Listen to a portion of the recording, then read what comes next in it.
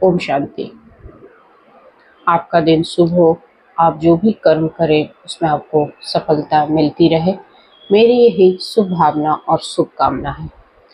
आप सबको अपने जीवन साथी का साथ हमेशा बना रहे।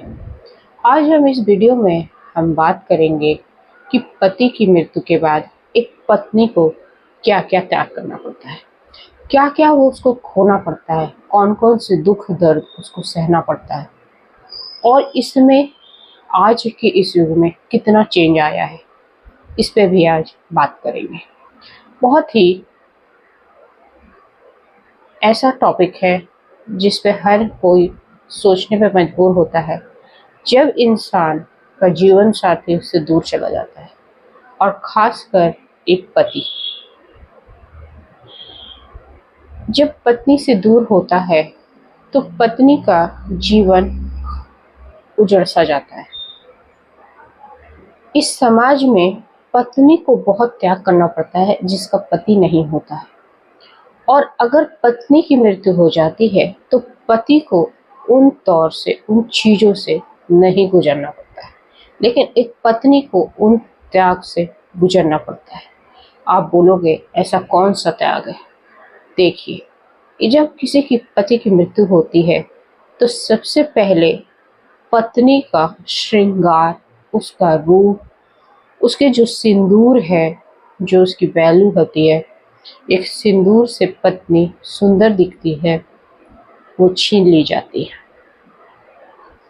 वो बिंदी, वो श्रृंगार जिससे उसका यौवन झलकता है, उससे सुंदरता झलकती है, वो छीन ली जाती है।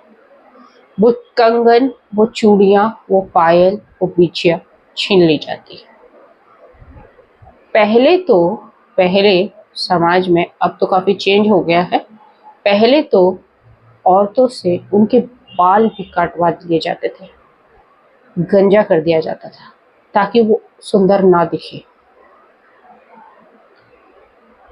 साथ साथ सफ़ेद साड़ी या कोई भी रंगीन वस्त्र उसको पहनने नहीं दिया जाता था, सिर्फ सफ़ेद साड़ी पहनने की इजाज़त थी। सफ़ेद साड़ी पहना दी जाती थी ताकि उसमें कोई सुंदरता ना दिखे, उसका जो रूप निखर के ना आए। ये जो त्याग है वो सबसे बड़ा त्याग माना जाता था। उसको एक उदासीन जिंदगी जीनी पड़ती थी, पर अब समाज काफी जागरूक हो गया ऐसी औरतों के प्रति जिनकी पति की मृत्यु हो जाती है। उन रंगीन वस्त्र पहनते हैं, लेकिन सिंदूर और श्रृंगार अभी भी नहीं की जाती है, अभी भी नहीं की जाती है, ताकि क्योंकि लोगों का ध्यान आकर्षित ना हो। क्योंकि ऐसा माना जाता है समाज में, जो लोग सिंदूर लगा के रहते हैं, जो लोग विवाह का मतलब उससे चिन्ह माना जाता है एक कि आपकी शादी हो गई, आप शादीशुदा हो, और आपकी तरफ कोई भी युवक अब आंख उठाकर नहीं देखेगा, आकर्षित नहीं होगा आपकी सुंदरता से, क्योंकि कोई भी इंसान सबसे पहले चेहरा देखता है। और अगर उस पर श्रृंगार किया गया हो, जैसे आजकल वस्तुओं का श्रृंगार करते हैं, लोग ज़्यादा आकर्षित होते हैं।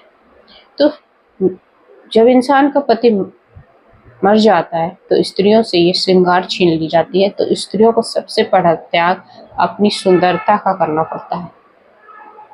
लेकिन मेरा मानना है कि ये तो एक बाहरी सुंदरता, आपने सिंदूर लगाया, आजकल तो जो नई नई शादियां हो रही है वो सिंदूर नहीं लगाती हैं, ठीक है, चूड़ियाँ भी नहीं पहनती हैं, वो श्रृंगार नहीं करती है। मैं उस टाइम की बात कर रही हूँ जिसमें ज़्यादा त्याग था।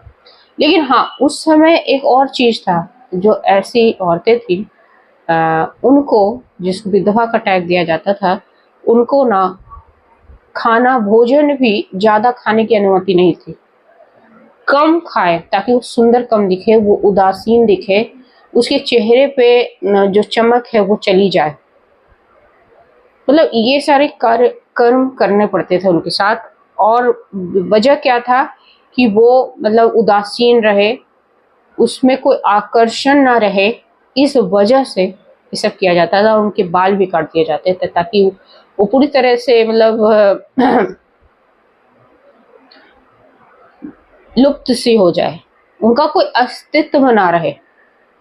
पर अब तो क्या है कि अगर किसी के पति की मृत्यु हो जाती है तो उसके पास भाई दूसरा ऑप्शन होता है कि आप सेकंड मैरिज करो। आप इतना लंबा जीवन जो है वो कैसे जियोगे? आपको अकेले रहने का कोई हक नहीं कि समाज में ऐसा जरूरी नहीं अब, क्योंकि औरतों का अस्तित्व बदला है, वुमेन एम्पावरमेंट आई है, जिसकी वजह से अब ये जो प्रताड़ना है विधवा का वो नहीं सहना पड़ता। पर अभी भी कुछ कुछ ऐसे गांव हैं अपने देश में, ऐसे कुछ ऐसे राज्य हैं जहां ये प्रताड़ना जारी है।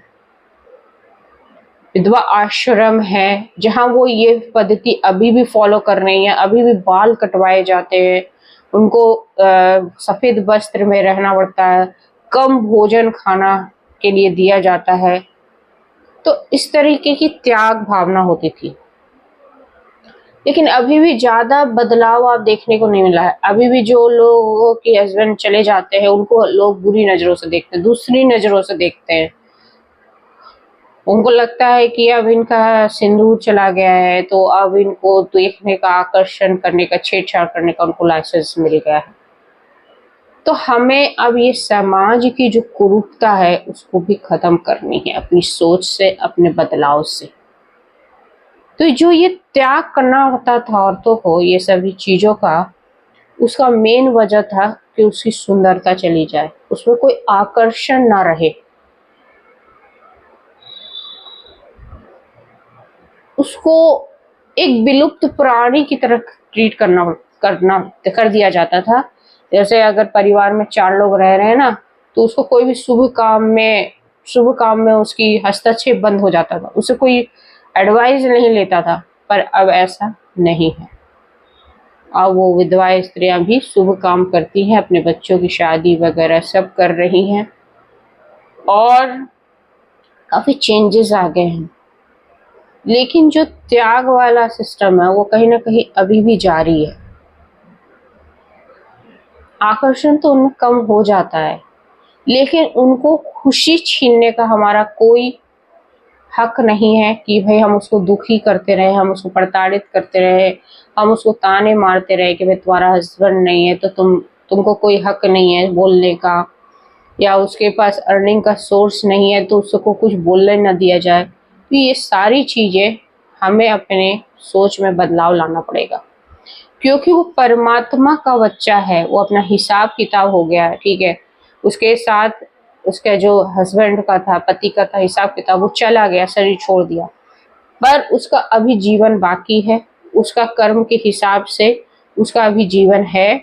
और उस जीवन में खुशी आने भी कुछ पल ऐसे आने हैं कि जो अभी बाकी है। खुशी किसी भी रूप में हो सकता है, कुछ को अपने बच्चे की शादी करनी होती है, किसी को अपने कोई बच्चे की लालना पालना करना पड़ता है, वो बच्चा आगे भविष्य में उसको सुख देता है। तो ऐसे हम किसी का अधिकार छीन नहीं सकते हैं। त्याग सिर्फ आप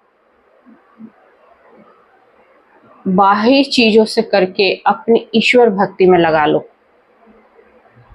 ज्यादातर क्यों ऐसे लोग प्रताड़ित करते थे? क्योंकि उनका मोटिव खत्म हो जाता था जीवन में, क्योंकि वो पति के सहारे चलते थे। लेकिन आजकल ऐसा नहीं है, जो त्याग करना पड़ता था वो ऐसा नहीं है, क्योंकि वुमेन एम्पावरमेंट में लड़कियां भी जॉब कर रही हैं, वो सक्षम होती है, वो जाती हैं। लेकिन अभी भी कुछ कुछ ऐसे शहर और गांव है जहां ये त्याग अभी भी समाज उनसे मांग रहा है।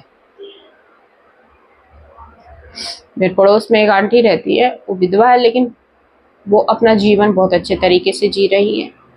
रंगीन वस्त्र भी पहनती हैं, बिंदी भी लगाती हैं, उनका जीवन नॉर्मल तरीके से, सात्विक तरीके का भोजन करती हैं, ईश्वर में लगाती है, अध्यात्म की तरफ है और अपना कर्म करती है, अपना जॉब जो जो जीवन यापन पैसे कमाने के लिए करना पड़ रहा वो कर रही है।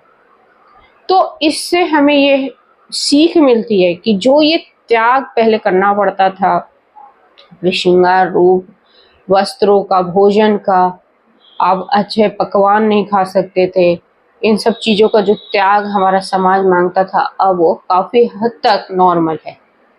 काफ़ी हद तक मतलब लाइन पे है, अब उनके साथ ऐसा व्यवहार नहीं। लेकिन अगर उनके रिश्तेदार, उनका कर्मों का हिसाब किताब उन रिश्तेदारों के साथ भी खराब रहता है, तो आज भी वो रिश्तेदार उनको प्रताड़ित करते हैं, उनको अकेला थकेला कर देते हैं। बहुत सारे लोगों की जीवन की घटनाएं हैं कि भाई पति चला गया तो उनके सारे रिश्ते भी उसके साथ चले जाते हैं, वो लोग उनसे मुंह फेर लेते हैं, क्योंकि उन रिश्तेदारों के साथ भी देखो, अगर कर्म सिद्धांत को देखोगे तो उन रिश्तेदारों के साथ भी उस लेडीज का कोई कार्मिक अकाउंट होता है तो वो भी दूर चले जाते हैं। लेकिन किसी किसी के साथ उसका कार्मिक अकाउंट बहुत अच्छा होता है तो कोई एक सहयोगी बनकर आ जाता है, कि चाहे आपका बच्चा हो, लड़का हो, कोई भी हो या पुत्री हो, वो सहयोगी बनकर आ जाती है जीवन में और आपका हाथ पकड़ के उस परिस्थिति से आपको निकालने की कोशिश करती है, या आपका हाथ पकड़ के आपका एक सहारा के रूप में बन जाती है।